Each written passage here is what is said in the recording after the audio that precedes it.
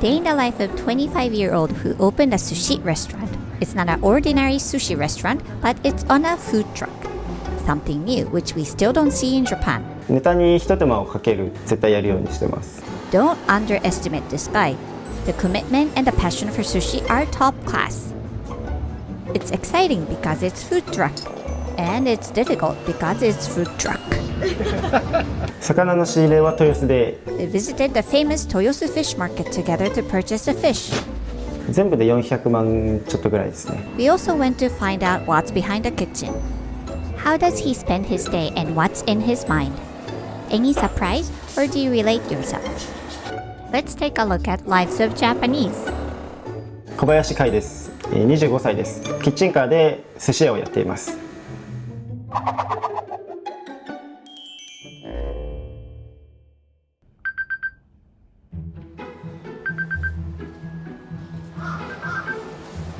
朝はだいたい7時ぐらいに起きます。朝はまず起きてすぐ仕事の準備をします。キッチンカーの料理の仕込みは家ではできないルールなので、それ以外の準備をしています。で、準備しながら今日のメニューは何にしようかなっていうことを考えています。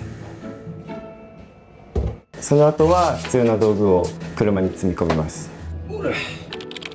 調理道具以外にも必要なものがいっぱいあって、発電機、ガソリンの携行缶も必要です。あげたらキリがないくらいありますね。よし、OK。朝はだいたい8時半か9時くらいに出発します。平日のランチの時はオフィスビルに出店してます。キッチンカーを出店する場所は業者さんにお願いして決めてます。まず到着したら、セッティング、メニューの看板を出すとか、それとカウンターつけたりもします。あと店頭幕を出すとか、お店の名前は寿司先駆けです。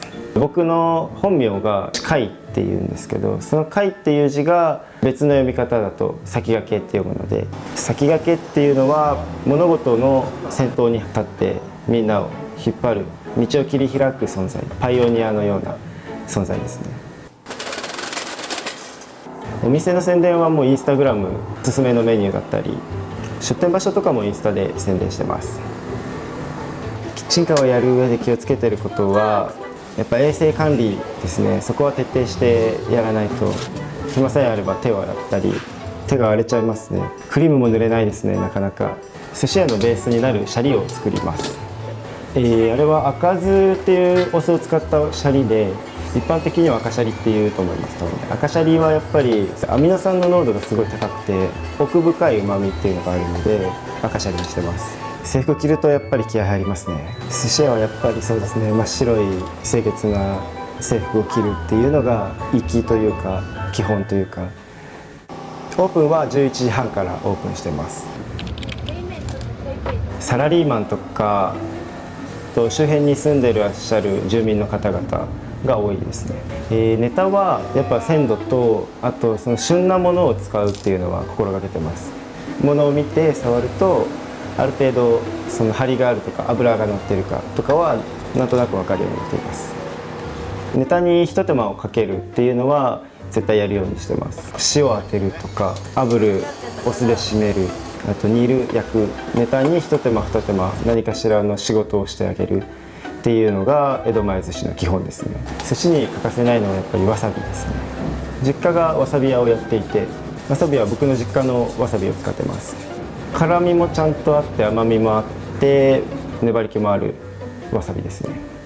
寿司をキッチンカーでやろうと思ったきっかけは、もともとお寿司が生まれた何百年前はその路上の屋台で握られてたものだったので、同じスタイルで今の時代に持ってきたら面白いのかなと思って始めました。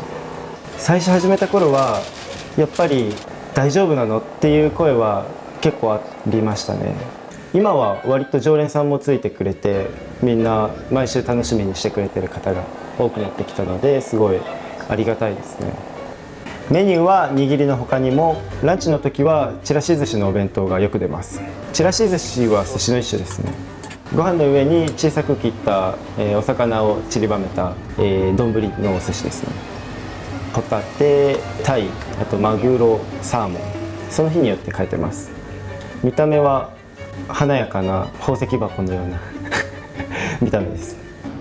三文丼は半分は漬けにして半分は炙ってお塩っていう2色丼ですね。いなり寿司っていうのは甘辛く炊いた油揚げにシャリを詰めた食べ物ですね。シャリとうちは、わさびとわさびの茎の漬物、あとたくあんとごまを入れてます。包装紙はちゃんとこだわっていて、普通のお寿司屋さんで買う、お土産のお寿司と変わらないようなクオリティの包装紙を使ってます。やっぱりお寿司屋さんっていうのはその厳格さっていうのが結構重要だと思うので、お金は割とかかりますね。キッチンカーやる上でこだわってるのは、なるべくフレンドリーに会話も、なるべくするようにしてます。やっぱり寿司屋なのでちょっととっつきにくさとかも出るかもしれないので、会話とか雰囲気で盛り上げたいなと思ってます。キッチンカー作るのは全部で400万ちょっとぐらいですね。そのお金は金融高校っていう国の機関から借り入れをしました。ネタの鮮度を保つのに冷蔵庫は必須で、それを24時間動かせるようにしてます。エアコンも、スポットクーラーを入れて、やっぱり温度はすごい大事なので室温をなるべく下げるように努力してます。お水は200リットル積んでいて、それは毎日取り替えてタンクも掃除してます。包丁もやっぱり大事ですね。包丁は、2、3日に1回は絶対研ぐようにはしてます。今は彼女に手伝ってもらって2人でやってます。名前はあやって言います。会計の、お仕事だったり経理、お金関係のお仕事をやってもらってます。そのおかげでもう料理のことだけ考えれば大丈夫になったので、すごい感謝してます。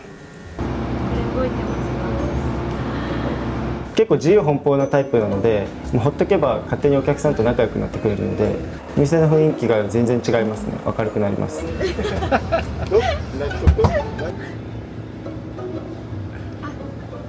ランチは13時半までですね。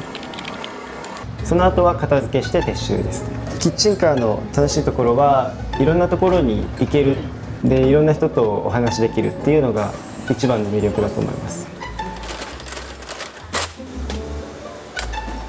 昼間の営業が終わったら魚の仕入れです。寿司の世界に飛び込んだのは高校生の時です。近くのお寿司屋さんでアルバイトをしてました。2年くらい教えてもらって、東京に行って3年くらい。その後は割といろんなところに行ってます。日本丸っていう豪華客船、クルーズ船に乗ってました。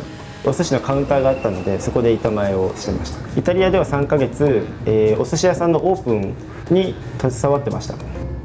そして2024年1月からキッチンカーをオープンしました。魚の仕入れは豊洲でやってます。ネタは市場の仲卸の方と相談しながら、その時のその日美味しいもの、旬なものとか、なるべくいいもの、鮮度が良くて脂が乗っているものを用意してもらってます。前日に次の日こういうの入るよっていうのがお話があるので、それを聞いて、じゃあこれお願いしますっていう感じで発注してます。そうですね、開けて状態を見てから何にしようかっていうのを考えてます。炙ったり煮たり、どういう味付けにするかとか、その辺を考えてます。夕方以降はディナータイムの出店をすることも多いんですけど、それと別で出張に行くことも多いです。出張っていうのはそのご自宅ですとかオフィスに出向いて握らせてもらうイベントとかも多いですね。それは自分で魚持ってキッチンカーの冷蔵庫に入れて、それを会場に行って握るっていうか、寿司の前に一品料理も出していて、あとお味噌汁とかデザートも出してます。どこにでも行けます。海外でも行けます。交通費さえあれば仕事してて嬉しい時はやっぱりお客さんの笑顔を見る時、美味しいって言ってくれて、また買いに行きたいって言ってくれる時が一番嬉しいです。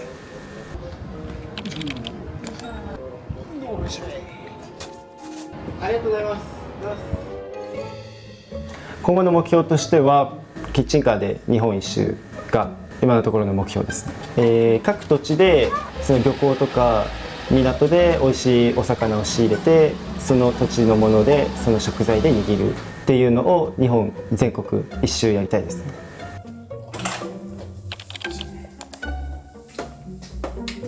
帰りはいつも8時半から9時くらいですね。12時過ぎたりすることも全然あります。その後は、片付け、キッチンカーの中にあるものを下ろしたり掃除をしたりっていうのが主な業務ですね。あと道具の手入れも欠かさずやっています。日本の好きなところはもうプロフェッショナルが集結しているっていうところがすごいところだと思います。まず漁師さん取ってすぐに血抜きをしてくれたり神経締めをして神経を抜いてくれたりしてですごいきれいに梱包してそれを今度運送会社さんがもうすごいスピードで市場まで運んでくれてでそこでまた今度市場の仲卸の方がその経験に基づいた、目利きをして最善の手当てをそこでまた尽くしてくれてだからいつも新鮮な魚を握れています。僕にとって寿司は結びですね。僕と人、僕と場所、僕とお金、全てのものを結んでくれる存在が寿司です。